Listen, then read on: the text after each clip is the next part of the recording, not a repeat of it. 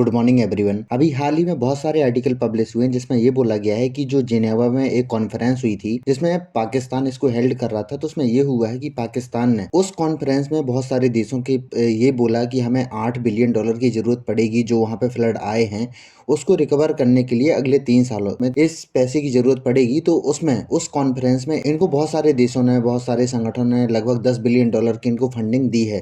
तो इस तरीके से बहुत सारे आर्टिकल पब्लिश हुए हैं। इसमें ये बोला गया था कि पाकिस्तान को 3 सालों में लगभग जो है $8 बिलियन की ज़रूरत पड़ेगी। इस तरीके से जो अगर मैं पाकिस्तान के प्रधानमंत्री की बात करूं, शहबाज शरीफ की, तो उन्होंने इस चीज़ को उस कॉन्फ्रेंस में बोला था और लगातार इसमें बहुत सारे आर्टिकल पब्लिश हुए थे।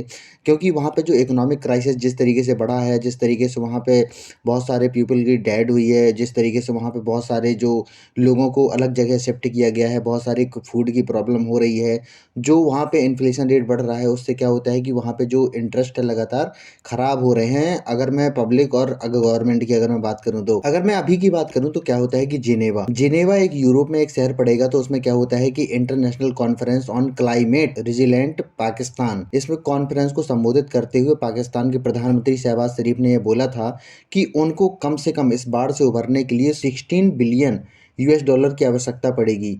इसमें उन्होंने ये बोला है कि कम से कम इसमें आधी रकम की ज़रूरत तो अभी पड़ेगी, क्योंकि उनको बहुत सारे लोगों को अपनी जगह पर बसाना भी है और उनकी जो क्या होता है कि बहुत सारा जो इंफ्रास्ट्रक्चर जो वहाँ पे बर्बाद हुआ है उसको सही भी करना है।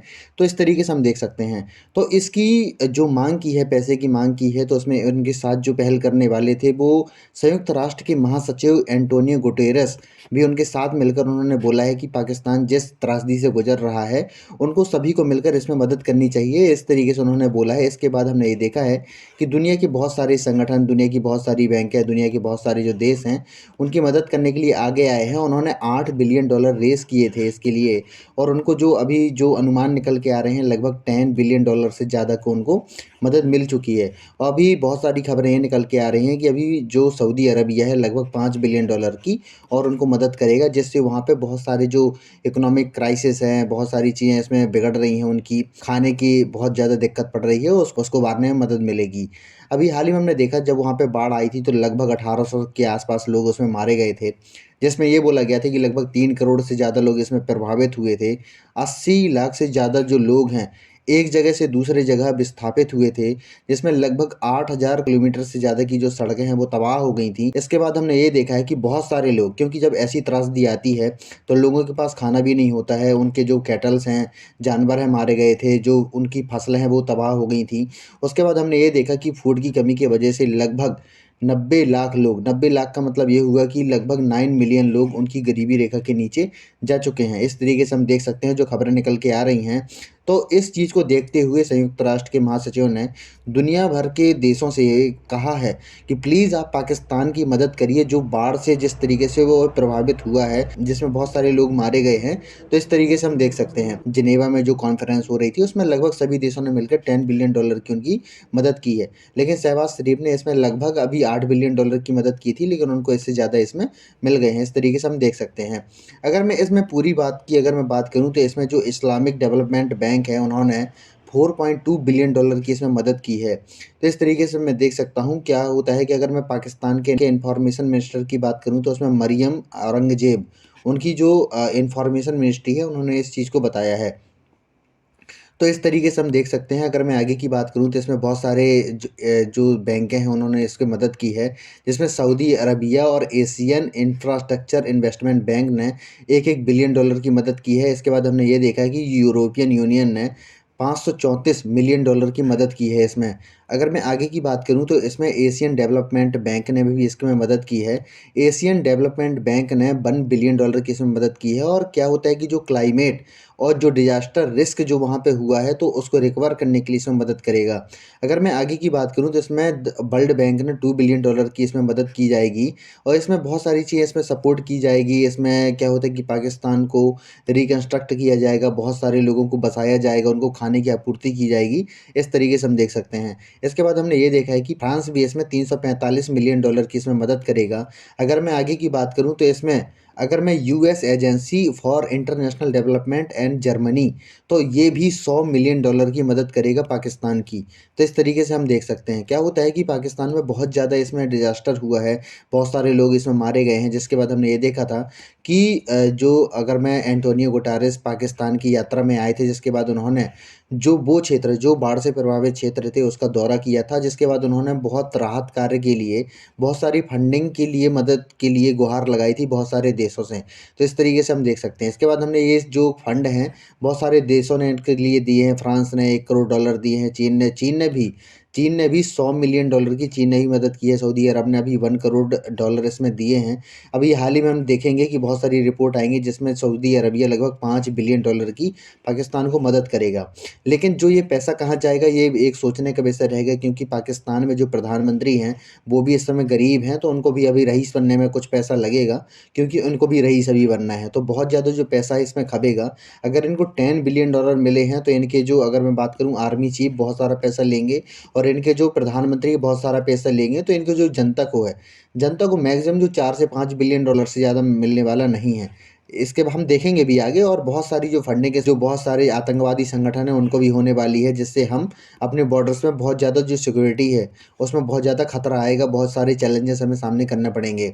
जिस तरीके से वहाँ पे फंडिंग हो रही है, हमारे लिए भी एक चिंता का विषय हमेशा से होता है, क्योंकि वो सिर्फ पाकिस्तान में फंडिंग नहीं होती है, वो उनके जो आतंकवादी संगठन हैं उनको भी फंडिंग होती है।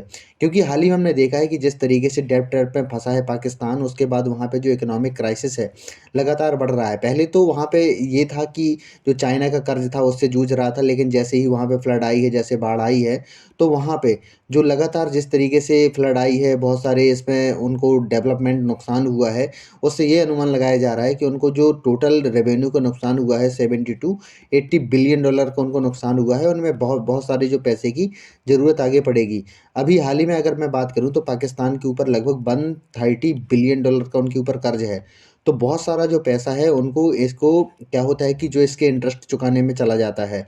अगर आगे की मैं बात करूँ तो क्या होता है कि पाकिस्तान में ये है कि उनको, उनके पास कोई ऐसी प्रोडक्ट नहीं है, कोई ऐसा, अगर मैं वहाँ के आतंकवादियों को छोड़ दूँ, तो कोई उनके पास ऐसी चीज़ नहीं है जो दुनिया को एक्सपोर्ट करते हों, दुनिया को बेचते हों, जिससे दुनिया का फ़ायदा होता हो। वो सारी चीज़, यहाँ तक कि चाय, यहाँ तक कि टमाटर, यहाँ तक कि सब्जियाँ, मेडिसिन, ये तक भी इम्पोर्ट करते हैं। जो मेडिसिन, बहुत सारी मेडिसिन तो इंडिया से भी लेते हैं। लेकिन इस तरीके से हम देखते हैं क्या होता है कि बहुत सारा पैसा इन्होंने चाइना से लिया है, जो बहुत हाई इंटरेस्ट पे है। क्या होता है कि जब देश एक दूसरे से इंटरेस्ट में पैसा लेता है तो वो बहुत हाई इंटरेस्ट में नहीं होना चाहिए, क्योंकि इससे ये होता है कि अगर हाई इंटरेस्ट में होता है तो ये डेवलपमेंट नहीं करता है, वह इस देश की इकोनॉमी ही तबाह करता है। इस तरीके से हम देख सकते हैं। इस तरीके से अगर श्रीलंका कोलैप्स किया है, जिस तरीके से वहाँ की फाइनेंशियल कंडीशन बिगड़ी थी, जिससे पूरे देश में एक गृह युद्ध जैसे माहौल बन गए थे। लेकिन जिस तरीके से अभी उनको मदद मिली है, अभी हमने हाल ही में देखा था कि पाकिस्तान में जो फॉरेक्स रिजर्व के जो भंडार बचे थे वो लगभग बचे थे $4.5 बिलियन के। तो उनके पास जो विदेशी मुद्रा के भंडार लगभग ख़त्म हो गए थे, जिसके बाद उन्होंने ये कॉन्फ्रेंस जिनेवा में हेल्ड की थी, जिनसे उनको मदद मिल सके दुनिया भर से। क्योंकि उनको अपने देश को, जनता को बहुत सारी चीज़ें प्रोवाइड भी करना है, बहुत सारी जनता को अपनी उबारना भी है। तो इस तरीके से हम देख सकते हैं। और वहाँ की जनता क्या होता है कि बहुत ज़्यादा इस चीज़ को लेके प्रभावित है। जनता गवर्नमेंट के खिलाफ खड़ी हो जाती है, क्योंकि उनकी जो गवर्नमेंट है, बहुत सारा जो पैसा विदेशों से आता है वो उनको खुद के खर्च में लगा लेती है। और जो वहाँ की सेना है, सेना भी इसमें हस्तक्षेप करती है, और बहुत सारा पैसा उनके खातों में चला जाता है, जिससे क्या होता है कि पब्लिक को, उनको कुछ भी नहीं मिल पाता। और वहाँ पे लगातार इसका जो क्राइसिस है लगातार बिगड़ता जा रहा है। वहाँ पे हमने ये देखा है कि खाने के लिए लोग एक दूसरे का मर्डर भी कर दे रहे हैं, एक दूसरे की हत्या भी कर दे रहे हैं। इस तरीके से हम देख सकते हैं। लेकिन जो ये फंडिंग हो रही है, भारत के लिए हमेशा चिंता का विषय होगा, क्योंकि जो पैसा है सिर्फ पाकिस्तान के पास नहीं जाने वाला है, बहुत सारे आतंकी संगठनों के पास भी ये जाएगा।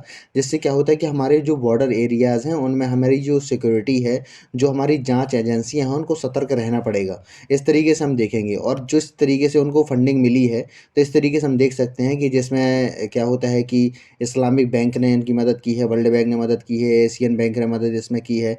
इसके बाद हमने ये देखा यूएस ने भी इसमें पैसा दिया है। इसके बाद हमने ये देखा कि चाइना ने भी इसमें पैसा दिया है, और फ्रांस ने भी इसकी मदद की है। तो इस तरीके से हम देख सकते हैं। तो आशा करता हूँ कि आपको वीडियो अच्छा लगा होगा। अगर आपको वीडियो अच्छा लगा हो तो प्लीज़ इसको लाइक कीजिए, सब्सक्राइब कीजिए एंड शेयर कीजिए। धन्यवाद।